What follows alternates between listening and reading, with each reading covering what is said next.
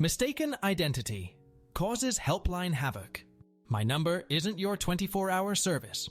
About 20 years ago, I got a new job, turned all keen and excited, and one of my first tasks is to fix someone else's comprehensive fuck-up as quickly and quietly as possible. I seem to have made a career out of that. My new employer, hereafter known as XYZ Inc., made various kinds of industrial machines for different parts of a particular industry, and there's one sitting on the shop floor now that's almost finished, but has a subsystem that just doesn't work. They've done plenty of machines with that feature before, but this one is different, because the sales rep has managed to get the customer to pay tens of thousands extra for the option of X part having its own independent drive system, instead of a mechanical one coupled to the rest of the machine. No real point in doing that, but the same is true for metallic paint on your car, and if the customer wants it, let them pay for it. XYZ Inc. have never actually built one of these things with a separate X drive before, so the guys who added it to the options list, we'll call them Clown, and Clown's boss, Senior Clown, have spent the last 6 months seeking around trying to build one. There are now 2 weeks left before delivery, and they've blown through the budget long ago. So I'm called into my new boss's office, along with the 2 clowns, and told that the single most important thing this week and next is to make it work. We hired you knowing you're an expert in Y technology. True, so that should be fine. Sure, I'll make it top priority and get right on it. Senior Clown assures me that it's basically good to go, just needs some fine-tuning. So I look at the machine. There is zero possibility that what they've done can ever be made to work. Literally nothing is salvageable. I can't go into the technicalities without giving clues to the industry and the identities of the guilty, but for a non-technical analogy, imagine someone is tasked with making an omelette, and they decide to do it by mixing breakfast cereal with beer and then setting it on fire. For some reason that doesn't work, so they get a different cereal and more expensive beer and set fire to that. Rinse and repeat for 6 months while assuring the high-ups and end customer that the build is going well. Honestly, their solution needed to break the laws of physics to even come close to working, and was basically an exercise in filling the scrap bin. So I report this as tactfully as possibly to new boss, causing Senior Clown to hate me with the fire of 1,000 suns. I quickly learnt he hated being caught out. Clown was actually a lot more chill, just utterly hopeless at 90% of his job. What Senior Clown thought they were going to do to meet the delivery date without having someone else build a working one, I never found out. Fix it, says new boss. The machine has to ship on XX day at the latest. Buy whatever you need, just make it work. So I did. Completely re-engineered the mechanical and electrical system and programmed the extra control gear from scratch in 2 weeks. No time to experiment and optimize, so I went with parts from suppliers I was 100% familiar with and built in plenty of spare capacity if there was any doubt. For example, there was a component where I could use a product range that I knew well, but it wasn't suitable for the chemical environment on the machine. Oregon. I could try a new similar product that was chemical proof, but that I hadn't used before. 10 days to go, you said? I used the older type and put them in chemical proof boxes. Takes a bit more space, but I can spec the stuff in confidence and move on. So I did.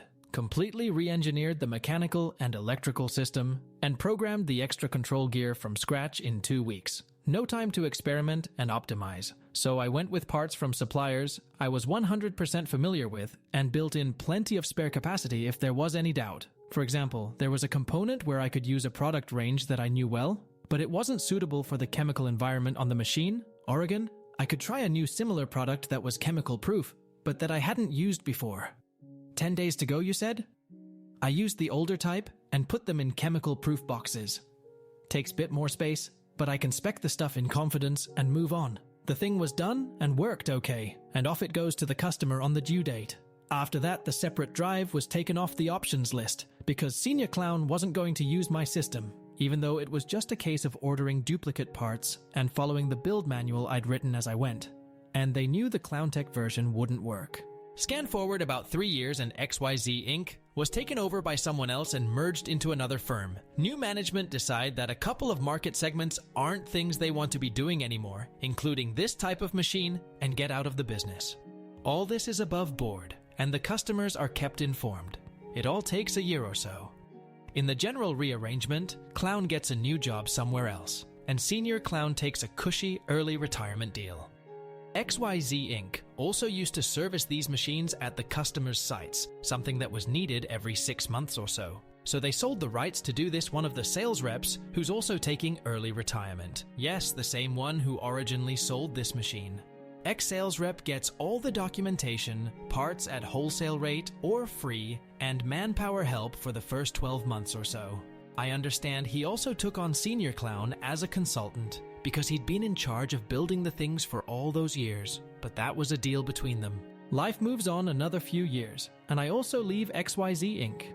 I'm on reasonable terms, so I work 3 months' notice to hand over properly, and for a few months afterwards, get the occasional email from ex-colleagues wanting to pick my brains. After that, it's purely social stuff for big number birthdays or retirements, major drinking sessions or whatever. Something else I should mention is that for my entire time at XYZ Inc., I had 2 mobile phones. A work one paid for by XYZ Inc.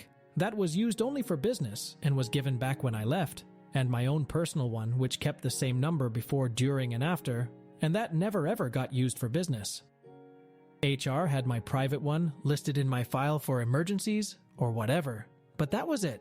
About 5 years after I'd finally left XYZ Inc., I get a phone call at 7 a.m. on a Sunday morning, after a big night out with lots of beer, because how could it be any other way? The guy on the other end knows my name, and while very insistent is also 100% polite, so I let it play out while I wake up enough to understand what's happening. This bloke is the plant manager for the customer who bought that particular machine a dozen years ago, and he has a big problem. These machines have to run several hours every day, unless they're being serviced, and then you need to plan round that well in advance, including subcontracting work to competitors if necessary. And it isn't working today because something has gone wrong and or worn out in the system I engineered. The system is fundamental to the machine, so it isn't running, staff are standing around, product can't be made, and they're losing a couple of thousand an hour. If it isn't running tomorrow, material will start going to waste, and they'll be at risk of losing major contracts. Oh, why are you telling me? And how did you get this number? Plant manager goes on to say that if I can't diagnose and fix it over the phone, he needs me on a plane to him now. Again, why are you telling me? And how did you get this number? Plant manager, I know you designed this system, and this is the number X-Sales rep gave me for tech support when you took over from XYZ Inc. So I explained that I don't work for X-Sales rep. I also don't work for XYZ Inc. anymore. I haven't been involved in the industry at all for half a decade. This is my private number, and it's my day off from the unrelated job I have now. I don't owe anyone anything. So I explained that I don't work for X-Sales rep. I also don't work for XYZ Inc. anymore. I haven't been involved in the industry at all for half a decade. This is my private number, and it's my day off from the unrelated job I have now. I don't owe anyone anything. Turns out, X-Sales rep has been charging them a hefty annual fee for the right to ring my number if they have a problem. Guaranteed service, 24 hours a day, 52 weeks a year. Plant manager even has my private address on the service agreement he signed. And while X-Sales rep has been pocketing the money all these years, probably the best part of a decade, the original system has continued to soldier on with basically no maintenance until something went kaput today. Plant manager is simultaneously horrified, bust a blood vessel angry, and hideously embarrassed at being taken in by X-Sales rep. Going from memory, I tell him how to check various standard things that might have gone wrong, and what I can remember of the error codes. But I don't have the documentation, the program, the service tools, etc. Oh, and this is 100% not my problem. He takes all this with surprisingly good grace, apologizes, and rings off. First thing Monday morning, I ring XYZ Inc.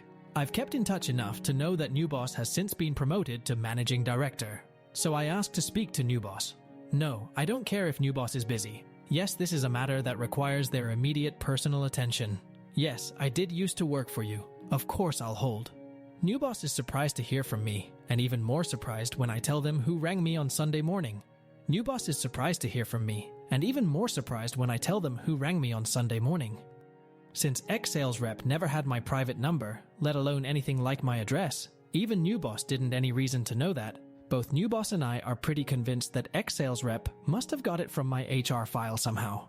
More than embarrassing for XYZ Inc., this is the kind of confidentiality breach that can result in criminal charges, as well as being straight up fraud and a very clear violation of the terms ex-sales rep got that business from them on. And not a good advertisement to any customers in the industry that XYZ Inc. still do other types of work for. New boss promises to investigate and get back to me.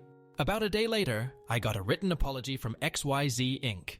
New boss has personally investigated, including speaking to ex-sales rep.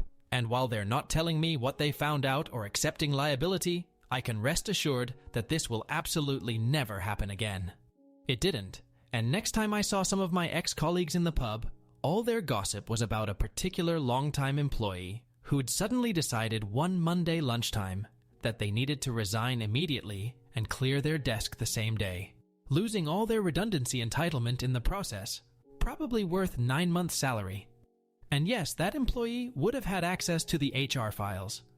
I never bothered to dig deep and get the gory details, but I understand that ex-sales rep wound up on the receiving end of some large bills for consequential loss from plant manager, sell your house in hurry-sized bills, as the more palatable alternative to being sued for fraud, and then still had to close his business because that kind of news spreads really fast for some reason, and people stop trusting you to service their machines. Edit. A lot of people have asked why I didn't bill ex-sales rep for the contract when I found out about it. Oregon charged the end customer a fistful of cash to go and fix the machine. Oregon, just sue somebody, anybody. A lot of other commenters have covered at least some of that ground in various places, but I thought I'd put my reasons here. The existing deal? I wanted nothing to do with this. It was straight up fraud. I didn't want to even appear to do anything that might look as though I had any part in it. I don't know exactly what service was offered, paid for, how long this had been going on, or how much was being paid, except that it totaled thousands. I didn't have ex-sales rep's number, and I didn't want it. If things hadn't gone well with XYZ Inc., and I needed to somehow defend myself, I did, of course, have plant manager's number because he rang me. Gouging the end customer to fix their machine? I haven't seen this thing in over a decade. I don't know what has been done to it, or why it has broken. I don't have any documentation whatsoever.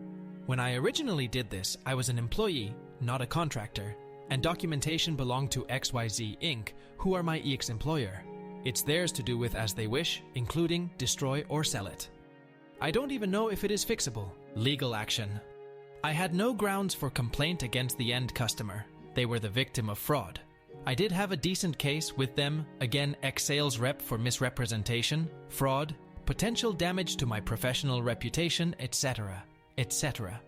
But you're talking about a case I'd have to fund in another jurisdiction against a party who, A, probably spent most of the money long ago, B, has already lied big time and will probably keep doing it, and C, is about to get their * res sued out from under them. I probably also had a case against XYZ Inc. for negligence or similar in securing my personal data. Effectively, they were innocent but potentially liable anyway. But they've been immediately helpful and then spent senior management time on my behalf squashing this flat with hobnail boots. It was absolutely not in my interest to get my only ally's backs up with a speculative lawsuit.